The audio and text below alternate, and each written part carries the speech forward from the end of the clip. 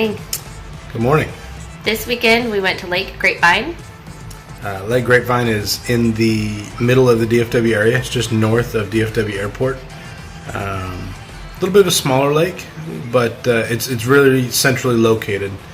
If you fly into DFW from the north, which is real common, you'll fly over two lakes. One will be Lake Lewisville, which is the big one with all the fingers. It's got like 3 or 4 big fingers. Mm-hmm. It's one of the larger lakes in the area.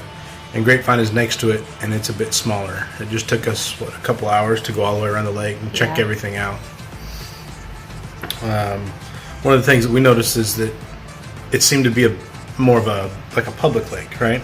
Yeah, much more family friendly. So a lot of lakes in Texas, they feel kind of private, and what I mean by that is you can't get to the water without going through private property or paying a fee to get into some park or something. Right, yeah. It seemed like there was a bunch of Grapevine as we were going around that you could get into for either for free or for very minimal cost. An example would be like to launch our boat was $5.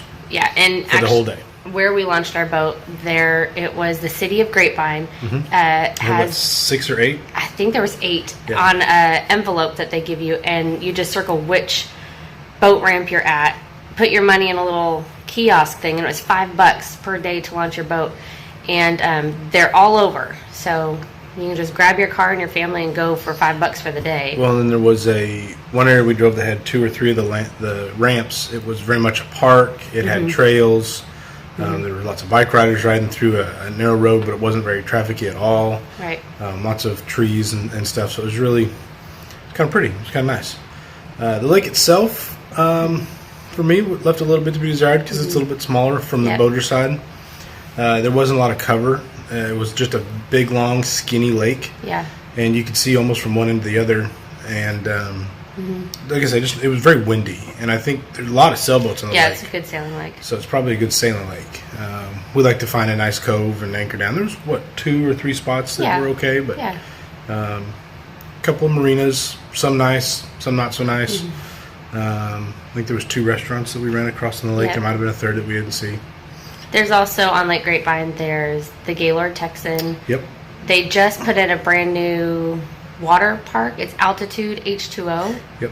They've got a bunch of the inflatable trampolines and almost like inflatable rock walls, because they were jumping off from probably 20 feet up in the air. They had like an inflatable cliff basically, so they could jump off.